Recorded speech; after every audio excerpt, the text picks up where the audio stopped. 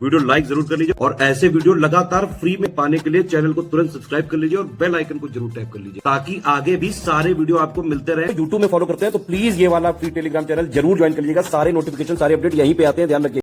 वो कहते हैं ना कि सही समय पर अगर आप ध्यान नहीं देंगे तो बाद में आपको पछताने के सिवाय और कुछ नहीं मिलेगा।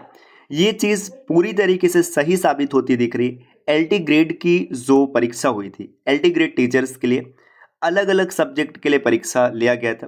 प्री एग्जाम में नियम ये होता है कि भर्ती के सापेक्ष 15 गुना अभ्यर्थियों को मुख्य परीक्षा के लिए चयनित किया जाएगा, लेकिन एक कंडीशन ये होता है कि जिन अभ्यर्थियों को मुख्य परीक्षा के लिए चयनित किया जाएगा वो मिनिमम क्वालिफाइंग मार्क्स जो होते हैं कैटेगरी वाइज अलग अलग होते हैं।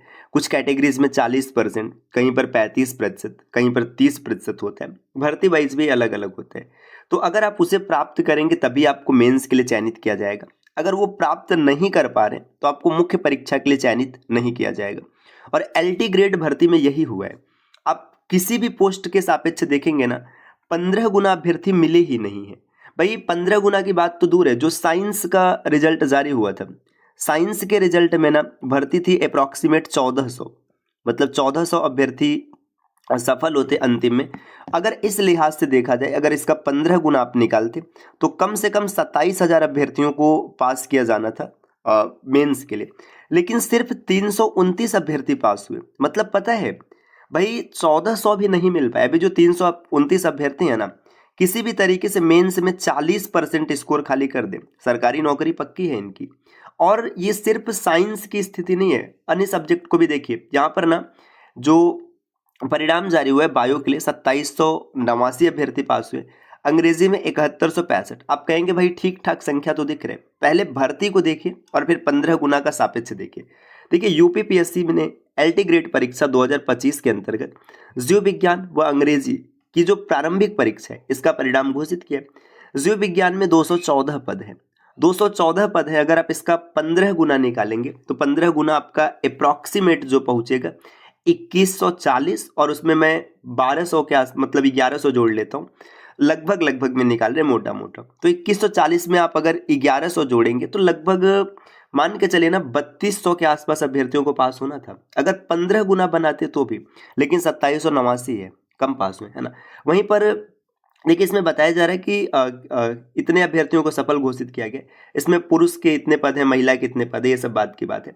और इसमें कितने लोग देखिए आवेदन किया था, 1,51,000 लोगों ने, और परीक्षा 87,652 अभ्यर्थियों ने दिया था। ऐसा भी नहीं कि परीक्षा कम लोगों ने दिया, 87,652 में से सिर्फ 2700 पास हुए, जबकि नियम के हिसाब से लगभग 3200 पास होना था।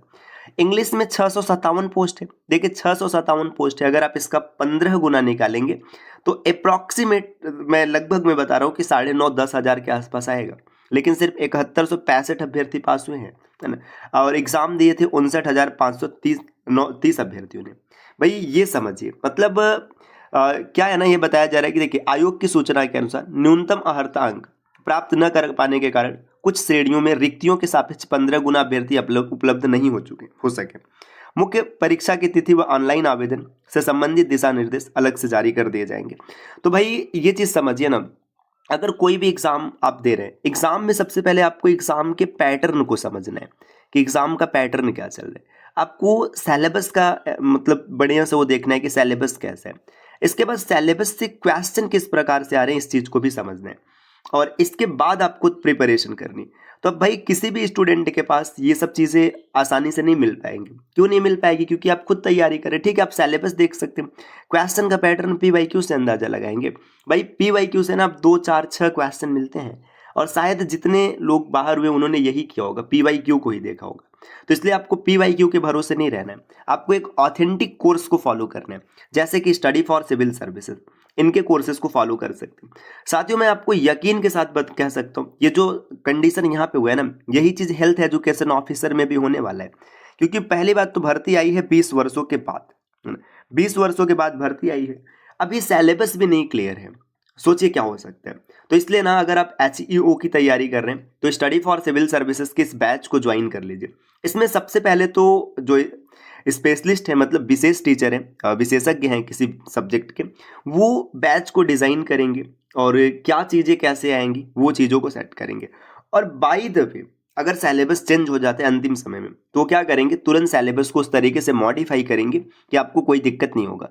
देखिए इस बैच में आपको बेसिक से सिलेक्शन तक की पूरी तैयारी कराई जाएगी, एग्जाम ओरिएंटेड सिलेक्शन मटेरियल मिलेगा, complete PPC PPT class note और रिकॉर्डेड क्लासेस मिल जाएगी। वीडियो को आप अनलिमिटेड टाइम देख सकते हैं और 4 अक्टूबर को इसका एग्जाम होना है। एग्जाम तक ये कोर्स आपके लिए वैलिड रहेगा। अगर आप कोर्स से संबंधित कोई और जानकारी प्राप्त करना चाहते हैं तो नीचे स्क्रीन पर दिख रहे किसी भी नंबर पर कॉल या व्हाट्सएप करके जानकारी ले सकते हैं। और ये बैच अगर आपको ज्वाइन करना है तो स्टडी फॉर सिविल सर्विसेज का एप्लीकेशन इंस्टॉल कर कोर्स ज्वाइन कर लीजिएगा। अभी होली ऑफर के तहत आपको विशेष छूट भी देखने के लिए मिलेगा। तो मिलते हैं साथियों आपसे नेक्स्ट वीडियो में, तब तक के लिए नमस्कार।